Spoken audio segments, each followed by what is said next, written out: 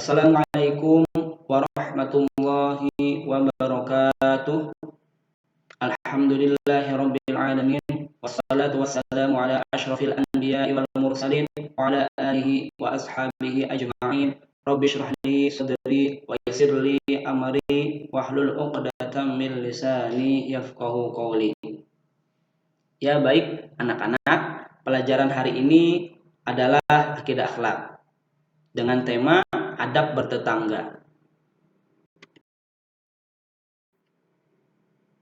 Mengenai adab bertetangga, pengertiannya yaitu kata tetangga diambil dalam bahasa Arab, yaitu al-jar, yang artinya orang yang bersebelahan denganmu. Ibnu Mandur berkata, al-jaru al-mujawaratu al-jiwar, yang artinya orang yang bersebelahan denganmu. Sedangkan secara istilah syar'i, kata tetangga yaitu al-jar bermakna orang yang bersebelahan secara syar'i, baik dia seorang muslim atau kafir, baik atau jahat, teman atau musuh, berbuat baik atau jelek, bermanfaat atau merugikan, dan kerabat atau bukan. Nah, jadi anak-anak di sini harus mengetahui dan memahami kata tetangga menurut bahasa adalah orang yang bersebelahan denganmu yang diambil dalam bahasa Arab, dan kata tetangga secara istilah yaitu orang yang bersebelahan secara syar'i, baik dia seorang muslim atau kafir, baik atau jahat, teman atau musuh, berbuat baik atau jelek, bermanfaat atau merugikan, dan kerabat atau bukan. Lalu di sini ada dalil tentang bertetangga.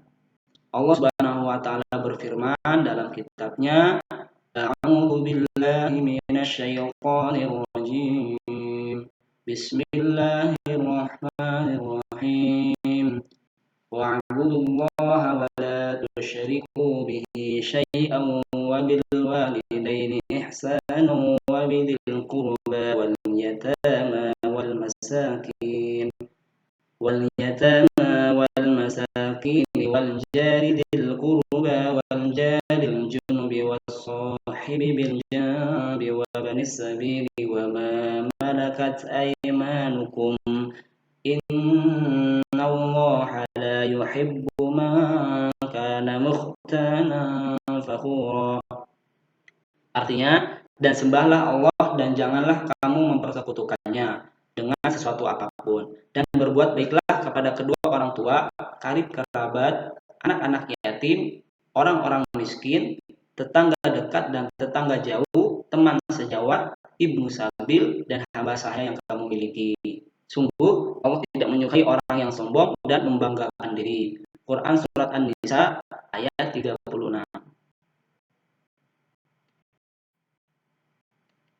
Lalu di sini ada dalil dalam hadis, yaitu haddatsana Abdul Rahman an Sufyan an Abi Haswin an Abi Shalih an Abi Hurairah an Nabi sallallahu alaihi wasallam qala man kana yu'minu billahi wal yawmil akhir falyukrim dhaifahu wa man kana yu'minu billahi wal yawmil akhir fala yu'dhi jarahu wa man kana yu'minu billahi wal yawmil akhir falyaqul khairan aw liyaskut. Artinya, telah menceritakan kepada kami Abdurrahman dari Sufyan, dari Abu Hasim, dari Abu Salih, dari Abu Hurairah, dari Nabi Shallallahu Alaihi Wasallam. Beliau telah bersabda, barang siapa beriman kepada Allah dan hari akhir, hendaklah ia memuliakan tamunya. Dan barang siapa beriman kepada Allah dan hari akhir, maka janganlah ia sakiti tetangganya. Dan barang siapa beriman kepada Allah dan hari akhir, hendaklah ia berkata baik atau diam. Hadis riwayat Ahmad.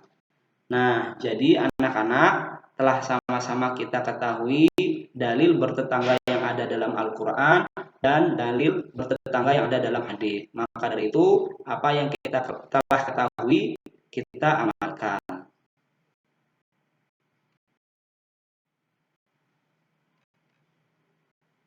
Kemudian di sini ada batasan jumlah bertetangga. Wa akhriju Ibnu Wahab an Yunus an Ibnu Syihab arba'una daron an yaminihi wa an yasarihi wa min khalfihi wa min bayna yadayhi. Diriwayatkan oleh Ibnu Wahab dari Yunus dari Ibnu Syihab, tetangga adalah 40 rumah ke kanan, kiri, belakang, dan depan. Dalam kitab Fathul Bari.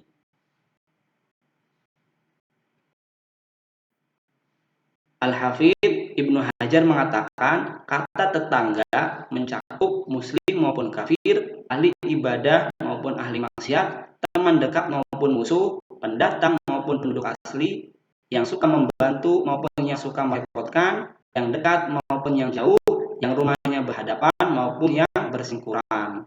Nah, anak-anak, tadi kita telah ketahui batasan tentang bertetangga, yaitu 40 rumah ke kanan, kiri, belakang, dan depan.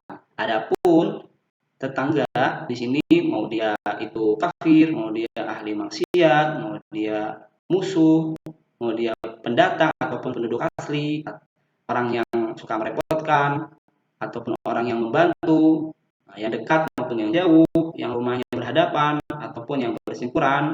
Nah, apabila masih dalam konteks 40 rumah ke kanan, ke kiri, ke belakang, dan ke depan, maka ini adalah masih dalam tetangga kita. Yang terpenting adalah semua orang yang menempati 40 rumah dari semua penjuru arah.